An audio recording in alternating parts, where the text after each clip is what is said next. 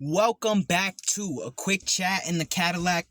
My name is SG and I like to explore the simplicity of complexity. So if you don't know, this is my show and I'm going to break it down for you real quick. And today we're going to be breaking down an Adam Sandler movie. Not really, but we're going to be breaking down an idea that is pretty much the center of an Adam Sandler movie. It's called anger issues. Now, I am a person who has had anger issues in the past and works actively to try and manage them, to try and get past that point in time. But in my experience, and I'm no licensed psychologist, so please don't get it twisted, my name is not Dr. SG, okay? But I got a little bit of insight, and I'm going to break down anger issues for you in a way that hopefully will help you get past them or understand how to assist people who have them. Now, from my observation, there are three types of anger issues. There's confrontational anger, okay? That is people who directly and aggressively express their anger. There is what we would call passive anger.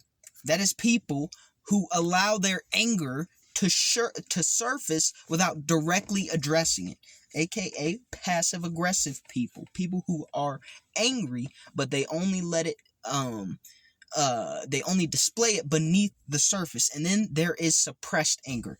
That last one is probably the most dangerous form of anger. This is people who stomach anger to the point where they have no choice but to explode, and no one will ever be able to predict when exactly that is, because no one knows exactly how much anger has been suppressed and what that person's fucking limit is. But those are the three main types.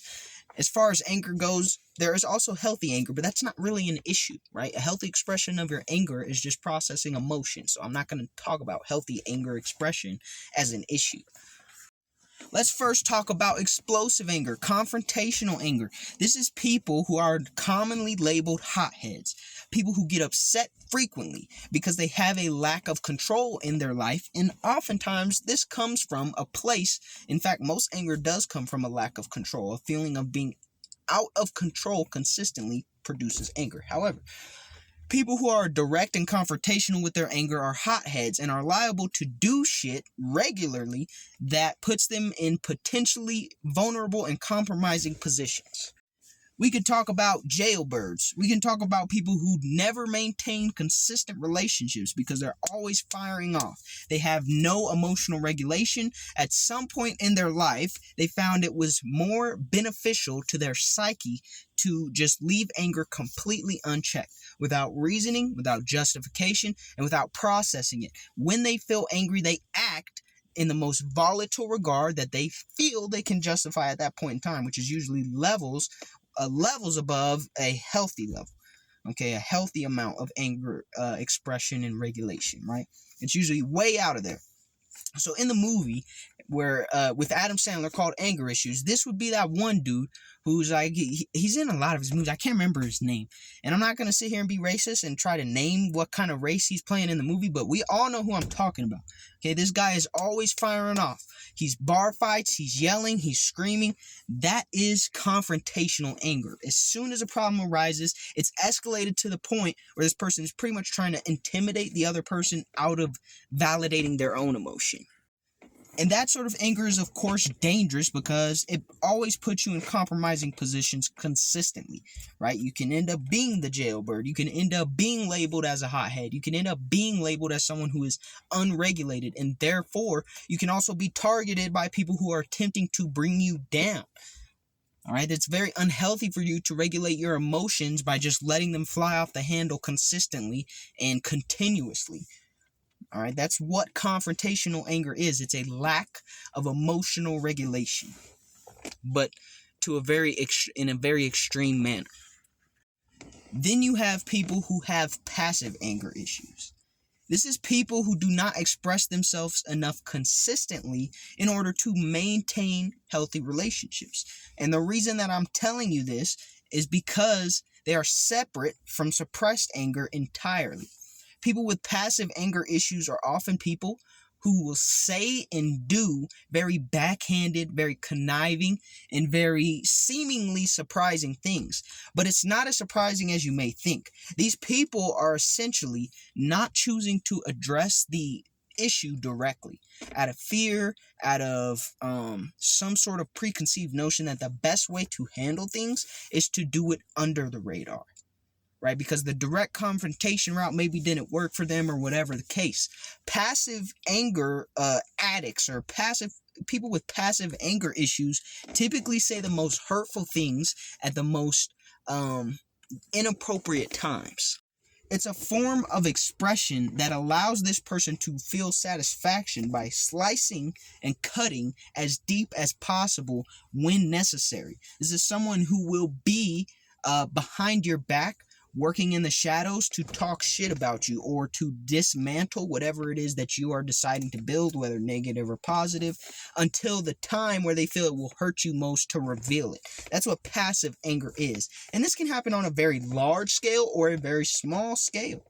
Okay, it could be in a simple conversation, someone bringing up, you say something like, oh, your hair looks funny, and the person goes, well, yeah, well, that's why every relationship you've ever been in has been ruined year after year, and you can't even have a girlfriend or you can even have a boyfriend because X, X, and Y. You know what I'm saying? So that's what passive anger is. These people don't maintain healthy relationships because they're always looking for ammunition. They're always looking for ways to hurt people based off the anger that has built up in the past, and the way that they decided to deal with it is by cataloging this information as an ammunition for later on.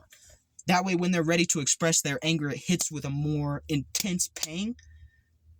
However, still an anger issue. It's not a regular way to process your emotion. If these people were just honest about the expressions of anger as they were happening real time and were more direct in their communication, they would be able to actually have better relationships because people would respect and understand their feelings a whole lot more, instead of just feeling like this person was waiting to bite them, waiting to snap at them, waiting to, get their revenge because they're angry. And then you have suppressed anger. This is the most dangerous form of anger by far. This is what we would call trench coat energy. And I know you know what I mean when I say that. Suppressed anger is people who feel as though there is no use in expressing any form of anger. So essentially what they'll do is suppress their anger till it gets to a point where there's no longer a way for them to suppress it. It's like a volcano. It builds up and then boom, it just erupts in the most disproportionate way. Because these type of people can suppress angers for, days, months, weeks, years, decades. It really, quarters of a century. It doesn't fucking matter. But people who suppress their anger for this long build up a massive amount of anger, and that's why the response is so disproportionate, because whatever their breaking point is, if it's not relatively soon, it's going to be everything. All the anger from the time they were a wee little lad all the way until now. They could be fucking 75 years old, and if they suppress their anger that whole time, do you realize how much anger to release at once that is? That's where you start seeing people just doing insanely wild and unjustifiable shit because they've been holding on to this anger for so long. It's just been compounding and rotting them from the inside out. Suppressed anger usually comes from people who just typically are suppressed, period, in all forms. They rarely show emotion.